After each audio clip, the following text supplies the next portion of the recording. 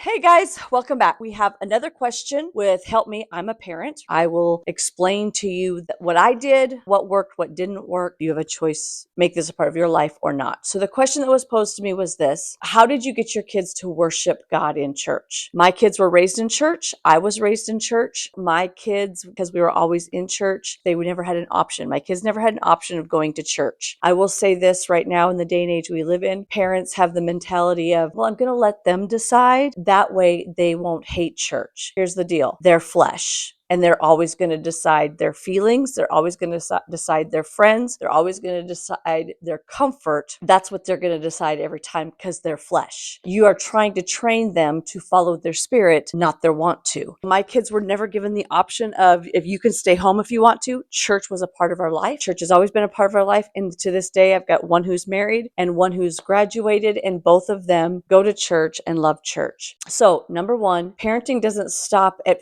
14 or 15 or 16, where now they make these decisions. If you want your kids to worship God, you're going to have to parent them. And parenting means getting them there. There are no options of coming to church. They'll say, well, I'm afraid that they're going to hate church later on in life. Well, they already do, because they're already not coming, because you're giving them the choice. Don't give them the choice as a parent. If they make that choice later in life, that's on them. But don't make that choice be on you, according to God, because you didn't train them properly. That's the number one step in getting your kids to worship God. When they're kids, they don't have a choice. That's number one. Number two, maybe you're watching this and you're like, what does that mean? How does your kids worship God in church? We are part of a non-denominational Word of Faith church. We stand up and sing. It means we raise our hands. It means we clap. You will see dancing, people standing. You'll see all kinds of different ways of worshiping God. And so the way I'm using this question is from the aspect of, how did you get your kids to want to sing the songs? How did you get your kids to raise their hands in a worship service? How did you get your kids to do what I, as an adult, am always too afraid to do many times, is what people are thinking. I've had people tell me many times, wow, your kids are amazing. They sit on the front row with me. Again, they're now adults. They obviously sit on the front row with me as kids because we're family. But now that they're adults, they can sit anywhere they want in the church. They always sit on the front row with me. They're always up front and center. People can see them. They have no inhibitions with people. They have no fear of raising their hands when they worship God. They have no fear of dancing and acting a fool, which some people would think, no, they're not crazy children, but they definitely are going to worship God all in. They are not reserved in the world, and they're not reserved in church. How did we get there? It didn't come naturally, I'll tell you that much. It was something that, just like I train my kids how to eat, I train my kids how to pick up their clothes, I train my kids how to make a bed, I train my kids in every aspect. I had to train them in this way as well. I remember one Sunday we were at church and my kids were probably, it's hard to tell, time backwards is not my best quality, but I would say they had to be around the ages of like 4th, 5th grade. We would go to church, and at that time I sat on the second row, and so my kids sat with me and sat next to me, and they would sit on the chairs right when we're worship, and I'd be like,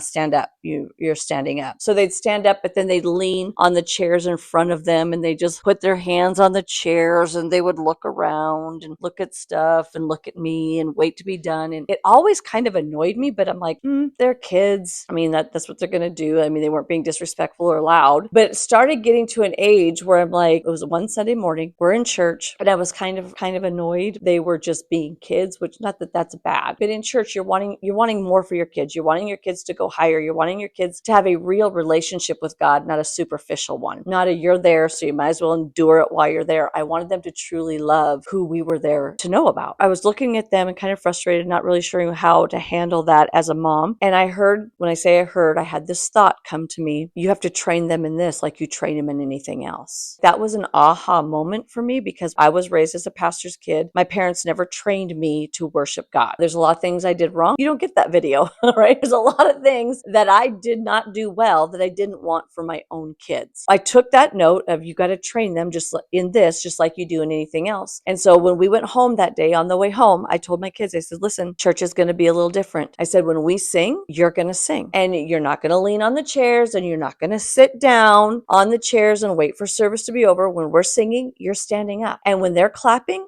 you're going to clap. And if you want to, when they raise their hands, then you can raise your hands. We did this in stages. Okay, do you understand me? Yep, they understood. So then the next Sunday on the way to church, I re-had that conversation. All right, guys, Sunday morning, we're going to church. So when we're singing, you're going to stand up and you're not going to lean on the chairs, and you're going to sing and you're going to clap because you know the songs. We get to church and they start off pretty good. Then, of course, they're used to how they've always done it because mom's never trained them differently. And they would go to do something or lean on the chairs, and I would just tap them on the shoulders. I said, stand up and sing. You have the looks as a mom, right? And so they would sing. And at first, it was totally because mom said to. And it was mom said to, and I have to for a while. But as the months went by, it became who they were because they were not allowed to do what they wanted. They were now being made to obey in this area as well. I'm like, you're not going to just sit there and be like, I'm so bored. You're going to sing, or you can raise your hand just like everybody else, whichever way you want to do it. I don't care, but you're going to participate in these services. Again, I didn't go raise the kids' hand and say, get your hand in the air. I just told them and I showed them by example. That is key. They're watching you and people are watching them. Like I said, I've got people who talk about how amazing my kids are. They're so free to worship God. And like, how did you get them to do that? It took training just like anything else. Now they do it on their own without mom saying a word. I trained them. I told them what I expected of them. Then I also followed suit in my worship. And when they didn't do things, I just tapped them on the shoulder. I'm like, you stand up. Nope, you're not sitting down. Better sing. And we went through the same way that I trained them in the natural things of home and chores. I trained them in the things of the spirit. Yes, for quite a while, it was, I'm doing this because mom is making me, and you could see no heart behind it. You could see no passion, no love. It was just, I have to be obedient. But through the months, and through the years, they would gradually change. Their heart changed, their motives changed, their want to changed. But that would never have happened automatically. It happened because I trained them. So how come do my kids worship God, and how do you get kids to worship God in church? Number one, they have to be there. You can't let it be up to kids if they're going to be in church, because they're going to say no, because the honest to God truth is many times you would say no if you didn't feel obligated to be in church. It's a habit. This is what we do on Sundays. This is where we go. And right now it might be just an obedience factor, but the want to will come and the motivation will come, because then they'll be around the atmosphere where they'll touch the presence of God. It was later on. Now, again, I started this like 4th, 5th, 6th grade, somewhere in there, that we have a youth camp, and they went to camp like 7th grade, and they would come home, and I got to go to their youth camps as a counselor, and it was so amazing because I'd only seen what I had trained them. I'd only seen that I'm doing this because mom wants to, and you see slight changes. You start seeing them kind of adapt to your quote unquote rules, but you don't always see the heart. When I went to their first youth camp, and of course I sat in the back, it did not interfere with what God was doing, but I got to watch them in the presence of God with their friends and their youth pastors and their leaders, and they were all in. You can't help but bawl when you've watched your kids have a touch, a tangible touch of the presence of God, and they're a sweaty mess because they have literally left it all at the altar. They're enjoying being in the presence of God.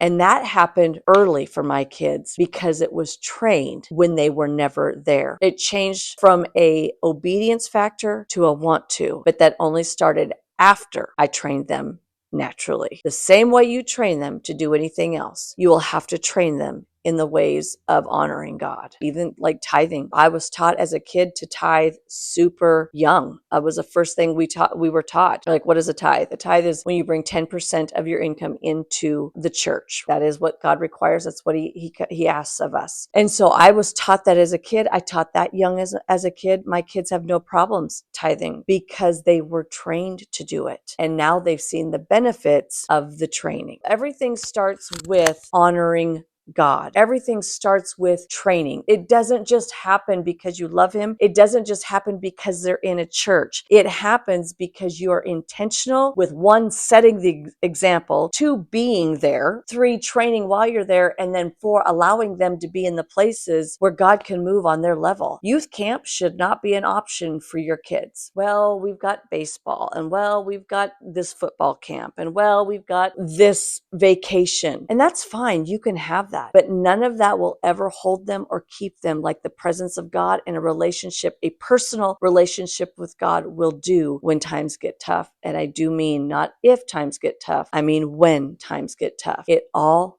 starts with training.